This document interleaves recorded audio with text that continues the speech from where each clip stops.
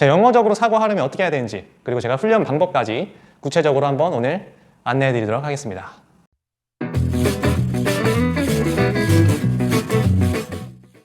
안녕하세요, 이한스입니다. 자, 일단 여러분들이 영어적으로 사고를 하시려면 영어적으로 사고한다는 게 뭔지부터 우리가 알아야 돼요. 영어적으로 사고한다. 일단 하고 싶은 말이 있겠죠. 하고 싶은 말이 있는데 그거를 한국어를 거치지 않고 영어로 바로 간다.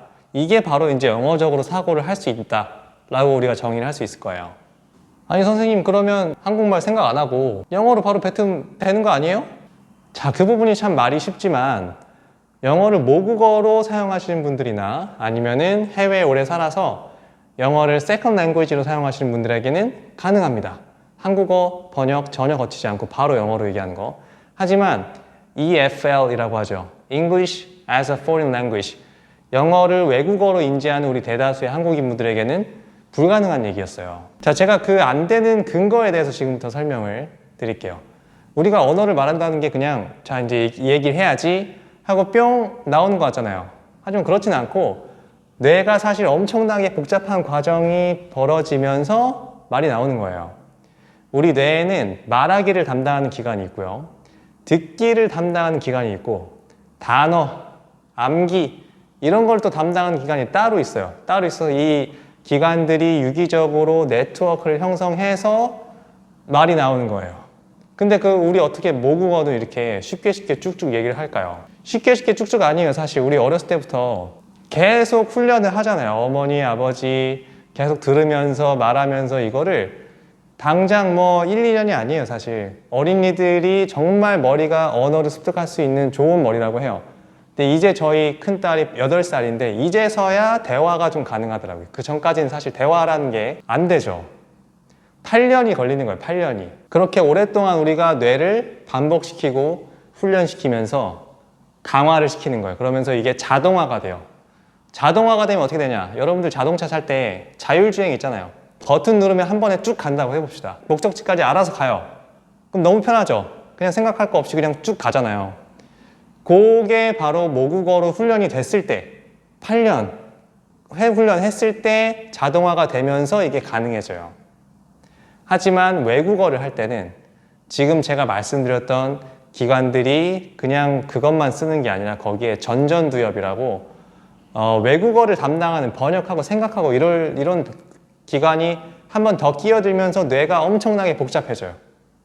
그러면서 우리가 말을 할 때 느리게 나올 수밖에 없는 거죠. 한국어를 거치지 않을 수가 없는 거예요. 뇌가 끼어들게 돼 있어요, 이게. 그거를 처음에 우리가 겪게 되는 거고 그거를 겪는다고 해서 여러분들 낙심할 필요는 없습니다. 우리가 한 번 언어를 얘기를 하잖아요. 외국어를. 예를 들면 나는 영어를 좋아해 하고 싶어요. 그거를 어떻게 얘기를 하지 하면서 생각하면서 I like English구나. 요걸 이제 결론을 도출해서 천천히 I like English를 뱉잖아요. 처음 만약에 이걸 했다. 그러면 그 회로로 인해서 새로운 시냅스라는 게 생겨나고요. 뇌 속에서. 그게 생겨나면서 이제 뭔가 새로운 자극이 벌어졌기 때문에 추후에 벌어질 자극에 대해서 강화가 될 수 있는 확률이 생긴 거죠. 무언가를 뱉음으로써. 자, 그러면 이 자극들을 어떤 종류의 자극들을 줘야지 머릿속에 다양한 시냅스들이 생겨나고 강화를 시킬 수 있는가를 제가 한번 연구해가지고 패턴을 조사해 봤더니 한 89개의 패턴이 나왔어요. 이 89개의 패턴을 열심히 따라서 연습을 하시면 그러면 머릿속에 회로들이 생기면서 자동화가 될 수가 있습니다. 자, 하지만 여러분 여기서 끝이 아니에요. 이 자동화를 하기 위해서는 여러 번의 반복이 필요한데 그 횟수가 중요합니다. 횟수랑 주기가 중요해요. 일단 수백 번에서 수천 번을 이걸 연습을 해야 되는데 한 패턴에 대해서 그렇다고 똑같은 문장만 해서도 안 되고요. 예를 들면 I like English. 자, 이거 가지고 해야지. 내일 일어나서 또 I like English, I like English, I like English 이렇게 한다고 패턴이 자동화되진 않아요. 지금 이 패턴, 이 길, 한쪽 길이 주어, 동사, 목적어에 해당하는 패턴이란 말이에요.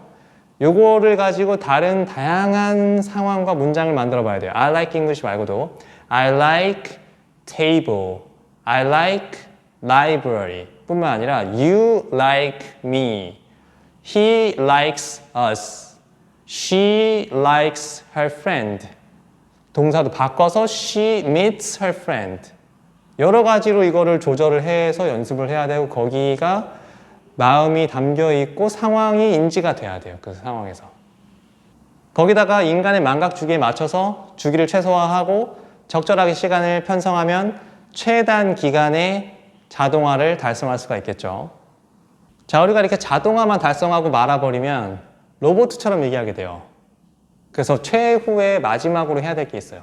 그거는 자동화가 된 그 문장에 나의 감정과 혼을 넣어서 이야기를 하셔야 돼요.